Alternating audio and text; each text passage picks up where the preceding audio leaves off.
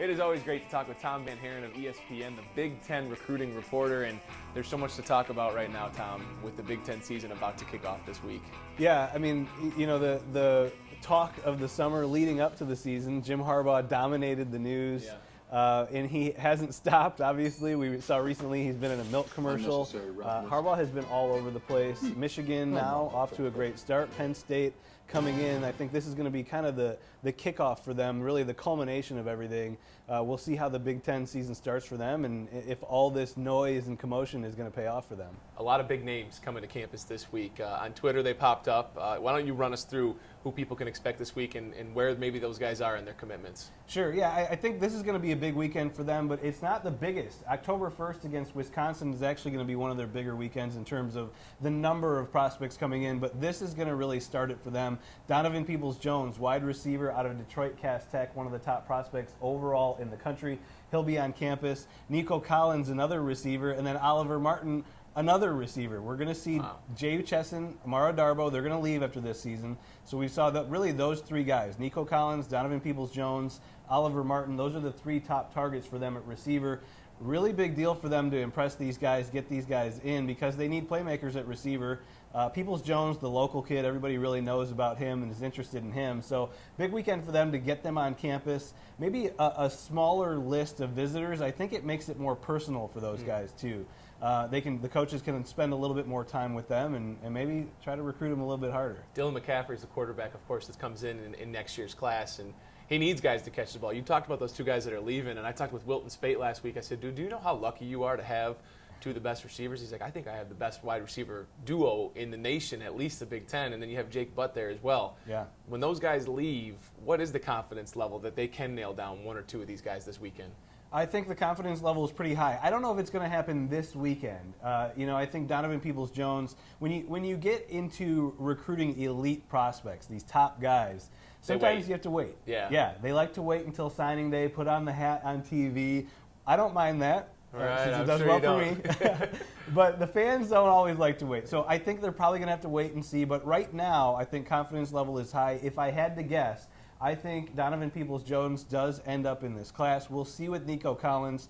Georgia is a team that's coming after him, maybe Alabama too. There's going to be some competition for these guys, but I do think there's high confidence that they'll land some big playmakers in this class. You talked about the Wisconsin game. Have there been guys already that have kind of circled that date to say that they're coming to visit Michigan? Oh, yeah. Offensive line, that's always a big need in recruiting classes. Cesar Ruiz is the #1 ranked center in the country. He's down at IMG Academy in Florida. He's going to be up. He's a big-time prospect for them because you look at the center position.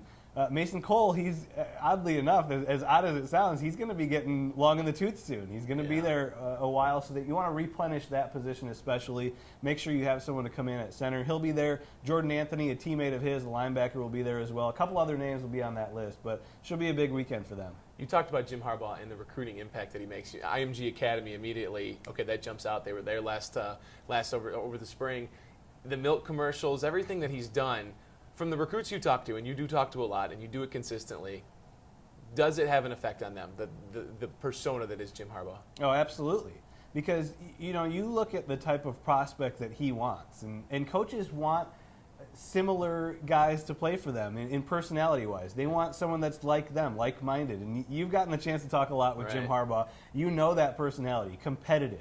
Someone who always wants to win, someone who wants to work and just get better and get better. That's the type of prospect that he wants. So they look for that type of personality. And in life in general, when you meet someone that is like you tend to gravitate towards that kind of person.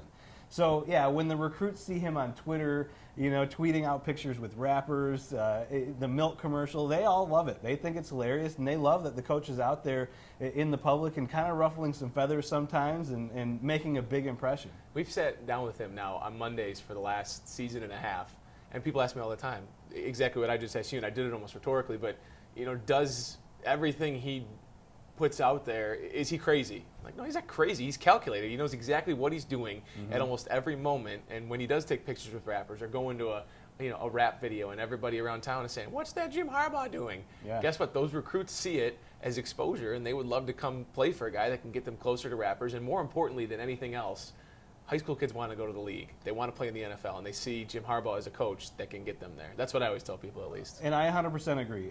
I always use the word strategic. I think everything he does is very strategic. Yeah. Not that it's fake. I believe that 100%. No. That's him. That's right. Who he is. But it's all strategic. Even those satellite camps. You know, you looked at what happened with those camps and who got angry and who got upset about those camps. I think he knew exactly what he was doing with those. I think he knew that he was poking the bear a little bit at the SEC, and it worked.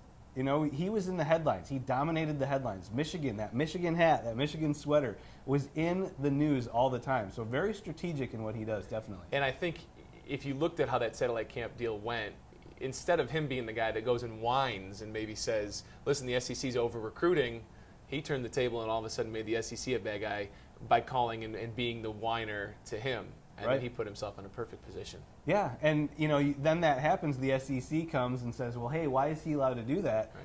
It might give him an opportunity later on to say, well, wait a minute, why are you guys doing that? There's a few things that Big Ten coaches don't like with the SEC, so it might give him an opportunity later on to say, hold on a second, what are you guys doing? Let's look at the whole picture. Strategic, a very strong word. Freshmen getting playing time. It's something that's been talked about for this team throughout the fall. Obviously, that's a big selling point when you're out recruiting a kid, saying you can come in and compete and play right away. For guys that are getting recruited in this class, have you talked to people that see it and that are attracted to it? Yeah, and I think, you know, nowadays everything has changed with the recruiting. These kids want to get on the field immediately, but a lot of them are ready to get on the field right away. You know, we're seeing a lot of quarterbacks now this season. I just wrote an article about why quarterbacks are seeing the field. Shane Buechele at Texas, Jacob Eason at Georgia, some big names having success. So I think that's kind of what a lot of these guys want, is to see the field early when they see the opportunity, when they see, you know, guys like Eddie McDoom out there for Michigan, some of these freshmen getting some playing time. I think that validates the recruiting pitch. When a coach comes and says, hey, you can come and play, if you're ready to play, we're comfortable putting you on the field. I think it shows them that they're telling the truth. The Big Ten ticket helmet sits between us. Don Shane, Bo Schembechler. Bo Schembechler, rest in peace, but a nice little treat to have that between us here. Tom VanHaaren, you can read him on ESPN.com. You can look for him on all ESPN platforms, and, of course, follow him on Twitter at TomVH. We're going to try to do this throughout the season. Great to see you, buddy. You too. Thanks for having me. Nice coat. Oh, you too. Fancy. We're getting classy. Little pocket square. Share this with your friends, the video. Click, send, share around. Cool. Talk to you soon.